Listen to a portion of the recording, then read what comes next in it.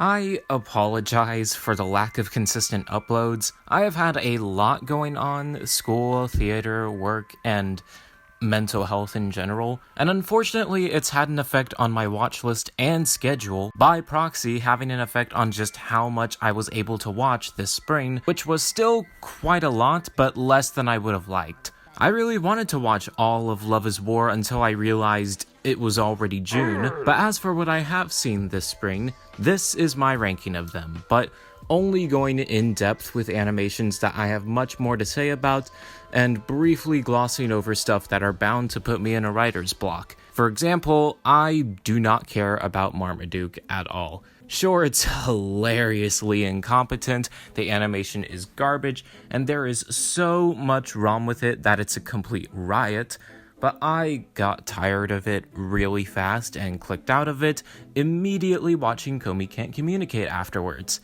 Still better than Ice Age Adventures of Who Cares, and speaking of Ice Age, likewise, Scrat Tales didn't impress me all that much. It just felt like the same joke over and over again. Scrat and Scrat Jr. fight over the nut. There's either a grand scheme Scrat tries to pull, or they both have to work together to accomplish a goal, and by the end, absolutely nothing's changed because comedy. It was all just pretty stale.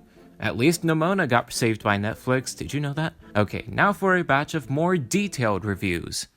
Life is the worst, which is why you need good insurance. Now, real Chippendale enjoyers will have to tell me how much this movie resembles the spirit of the original series, but for my first time experiencing anything Rescue Rangers related, it was pretty okay. Overall, I can't exactly call it good, but not anything bad either. It's just a fun, low-key time killer that doesn't do anything substantially interesting, but still manages to be somewhat entertaining with cameos and Easter eggs and subverting expectations regarding their recent surge of live hybrid nostalgic reboots. For instance, having the title characters be the main characters, something that last year's Tom and Jerry failed spectacularly at. While I usually don't care for many buddy comedies, the bond between Chip and Dale was pretty wholesome and at times entertaining.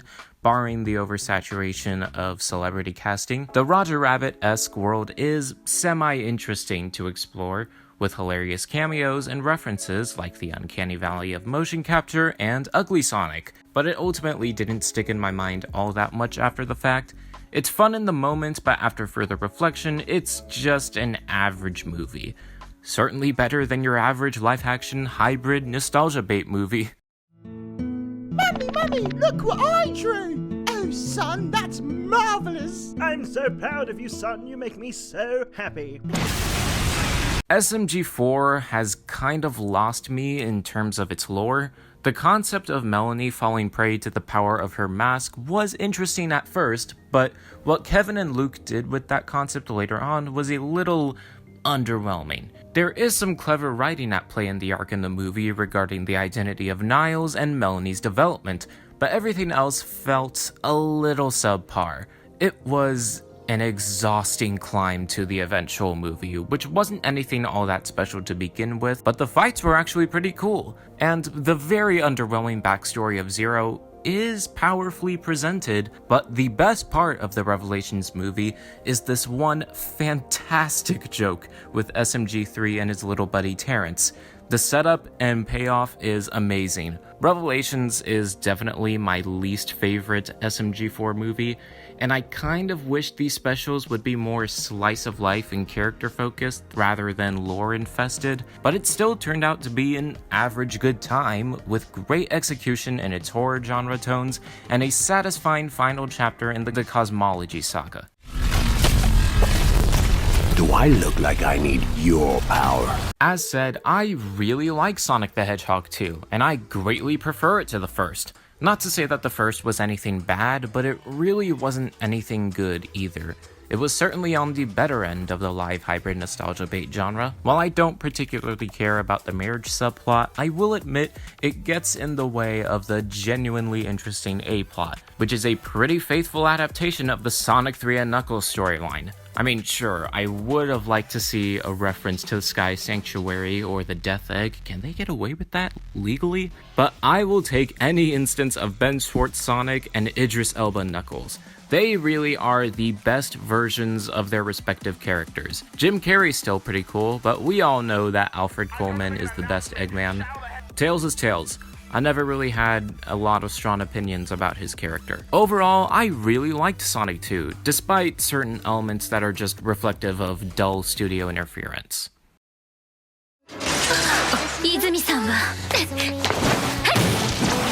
From its first trailer, I was in love with this concept. I could already get on board with a rom-com that showed two characters in an actual relationship, but this time having the girlfriend be the proactive and cool partner, while the boyfriend was the cute and wholesome one. And in execution, Shikimori is pretty good. I mean, it's still flawed, but it's beyond lovely and a great comfort watch. Every single character cracks me up, especially Hachimitsu, who's the kind of deadpan character that I usually love to bits. The animation is really pretty, each skit is fun to watch, and for the most part, this series is very relaxing. At some points not especially engaging, but with a much more likable and believable romantic pairing than something like Dress Up Darling, especially given their female leads in comparison. And Izumi is adorable.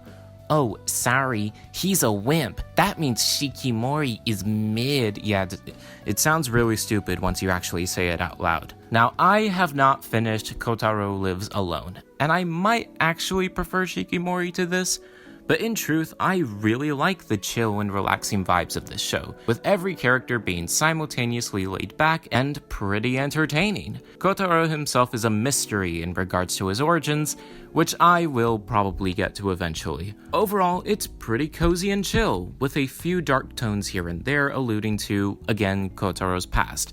I'll definitely finish it by the end of the year. Are you a werewolf? No! What? He's a red panda! Sick. Don't ask me what happened with the review, but aside from that, despite some flaws, I really enjoyed Pixar's Turning Red. I thought it was funny, I thought it was cute, and most importantly, I thought it turned out to be an emotionally moving story, especially given its target audience. I do think it lacks a little in the pacing department. There are some cringy moments in both its story and production quality, and I honestly couldn't sense any real stakes. Like, the red panda is alluded to as extremely dangerous, but after the panda hustle, and even after the incident at Tyler's party, no one cares. Which probably was the point given the film's theme, but it was a little distracting. But even then, I found the movie to be funny, beautiful, and a great blast of fun. Plus, Miriam, Priya, and Abby are the lifeblood of this movie. Now, another animated comfort movie that premiered this spring on a streaming service is Apollo 10.5: A Space-Age Childhood, a Jack Black narrated mockumentary on American childhood in the late 60s, around the time when Apollo 11 launched. Its rotoscoped animation is pretty to look at, there's a dash of charm and authenticity to its setting, and the fantastical mini-story did provide some interesting trivia about space travel. While not as good as other animated mockumentaries like City of Ghosts, I'd say Apollo 10.5 is a really good time and worth checking out on Netflix.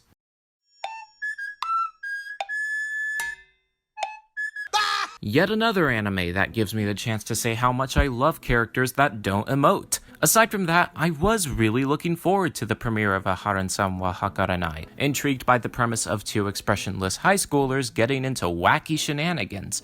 And for what it is, it's really good. I can't say it's a personal favorite of mine for this year so far. It does feel like it rehashes some jokes at a few moments.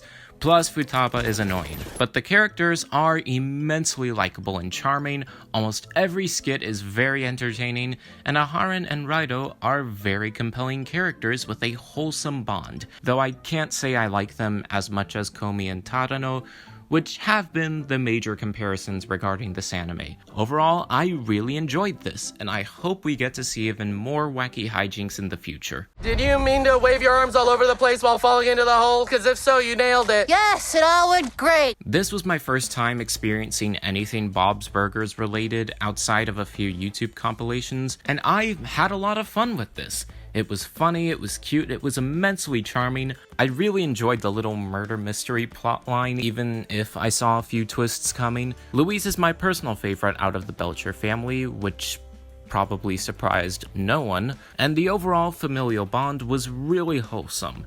The songs were okay.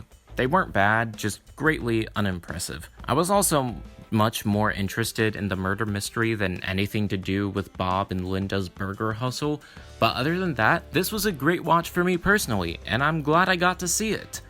Alone. In theaters.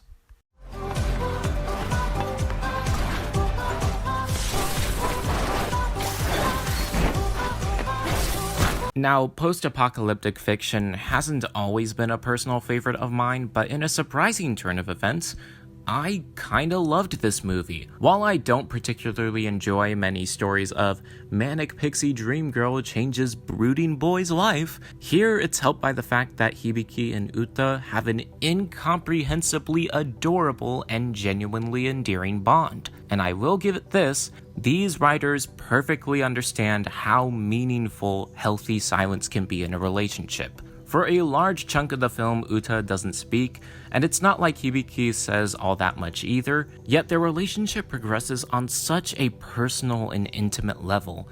It's honestly a breath of fresh air to just watch two people enjoy each other's company without having any obligation to speak. It is, however, another one of those movies where the girl loses her agency in order for the guy to have a race against time to save her, but I was more invested in the deep-rooted bonds between our characters. This is another whisker away situation where your enjoyment will depend on how tired you are of these cliches, but even so, that didn't stop me from loving this movie to bits.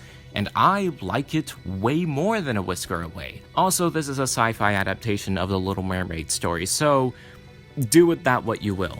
And of course, we have episodes 11 through 15 of The Ghost and Molly McGee, which were a joyous good time as always. Then we've got the latest episode of Inanimate Insanity Invitational, which turned out to be a two-parter special and another home run for this season. The challenge itself, though, wasn't all that interesting to me personally, but Bobot's development was really compelling, and I hope we get to see more of her in the future. Oh, I know what it is. You're afraid because I'm the big bad wolf, the villain of every story. Duh. DreamWorks has been releasing sequel after sequel for a while now, so it's nice to finally get an original movie from them. And by that I mean a brand new, non-sequel studio IP, not completely original. It is based on a book series, and I greatly enjoyed the new Bad Guys movie. While its premise is pretty simple, with some predictable twists and turns, its execution makes all the difference, kind of like with Wish Dragon. From the spectacular 2D 3D hybrid animation, to the exciting pacing and flow of the narrative, its comedy, and the lovable charm in its character interactions and dynamics, this manages to be such a fun watching experience that the general simplicity isn't a major problem. Though as obsessed people are with Diane and or Wolf, Snake is arguably the true MVP of the movie. I for one really love this movie, and it has definitely earned its spot as one of my favorite films of the year. Belle is still miles better. Like, it's not even close. Alright, everyone! Now lean forward into the canyon! Nice! Did you measure the width of the canyon? No? Why?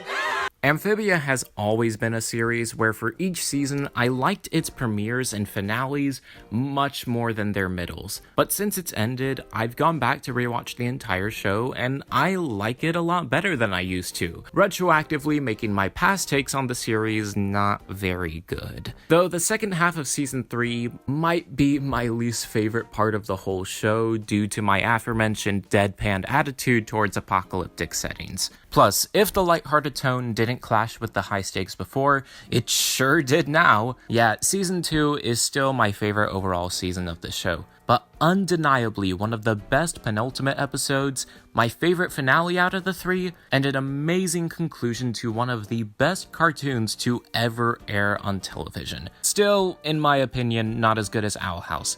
Please note that I said in my opinion.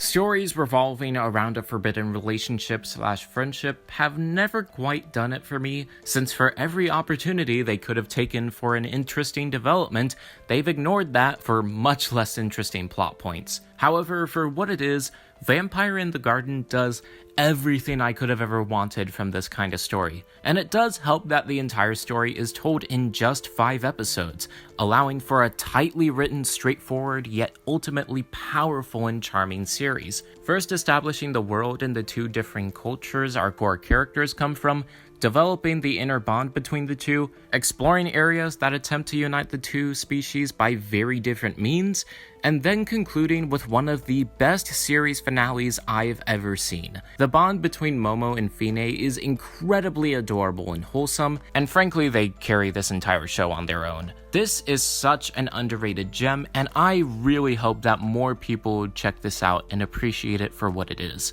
But speaking of Netflix,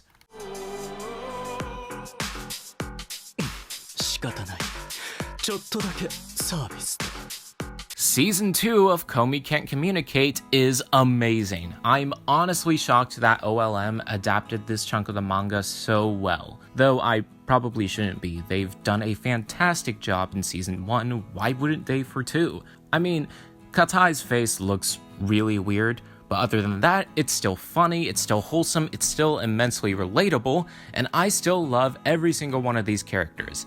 Except Yamai, though she is still better than her manga incarnation. The winter and Christmas episodes were so much fun, and I am so ecstatic for the future of this anime. Still waiting for them to adapt the best arc in the manga. Okay, wait.